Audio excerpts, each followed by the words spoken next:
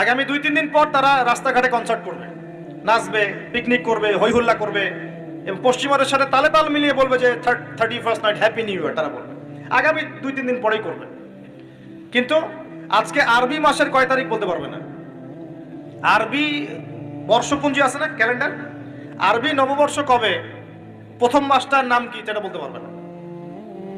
রমজান মাস তার আগে কোন মাস, পরে কোন মাস বলতে পারবে না। কিন্তু 31st নাইট তারা চিনে। তারা লাইলাতুল কদর চিনে না, তারা লাইলাতুল কদর চিনে না, 31st নাইট চিনে। আপনি কোন প্রজন্ম তৈরি করছেন দেখেন।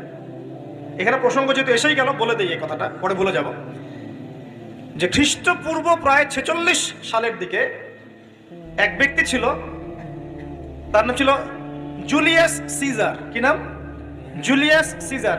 এগুলো আমি আসলে অনেকদিন আগে পড়েছি, আমার মাথায় এত লাইভলি নাই, আর এগুলোর চর্চা করা আমি বন্ধ করে দিয়েছি। আমাদের ফিলোসফির কিছু বই ছিল, এগুলোতে হিস্ট্রিগুলো ঘাটা ছিল সবগুলো, আর হিস্ট্রির একজন গভীর ছাত্র। তো এই জুলিয়াস সিজার নামে এক ব্যক্তি ছিল, যে আসলে সিজার নামক এক দেবতার উপাসনা করত। কথা বুঝতে পারছেন? ওদের অনেক দেবতা ছিল, এরকম একটা দেবতার নাম ছিল সিজার। ওর নামে সে নামকরণ রেখেছে জুলিয়াস সিজার। এই নক্ষত্র পূজারী ছিল, তারার পূজা করত। কথা বুঝতে পারছেন? তো তারার পূজা যে করে সে কি তাওহীদপন্থী না মুশরিক? বলেন, সে কি ইমানদার না কাফের, কোনটা? এখন সে একটা ক্যালেন্ডার ফর্ম করেছিল, এর নাম হলো এই গ্রেগরিয়ান ক্যালেন্ডার বলে। এখানে প্রথম বর্ষ যেটা, এই প্রথম বর্ষতে উৎসব পালন করা শুরু করেছে এই জুলিয়াস সিজার নামক এই ব্যক্তি প্রথম, এবং সে সমাজ এটা চালু করে দিয়েছে। এরপরে আরো পরে প্রায় খ্রিস্টের জন্মের 800 বছরের দিকে পারস্যের এক সম্রাট ছিল, তার নাম ছিল মনে হয় জামশিদ। তো এই ব্যক্তি একজন সম্রাট ছিলেন।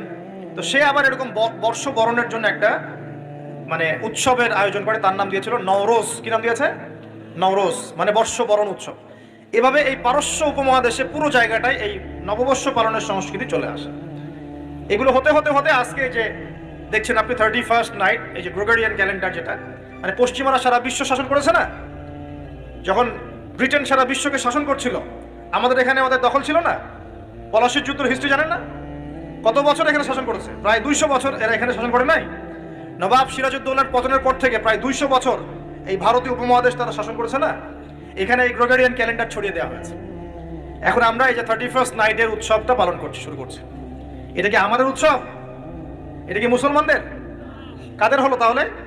পশ্চিমাদের, রোমকদের, পশ্চিমাদের, যাদের সাথে ইসলামের দূর দূর পর্যন্ত কোনো সম্পর্ক নাই। আর নবী সাল্লাল্লাহু আলাইহি ওয়াসাল্লাম কি বলছেন শোনেন।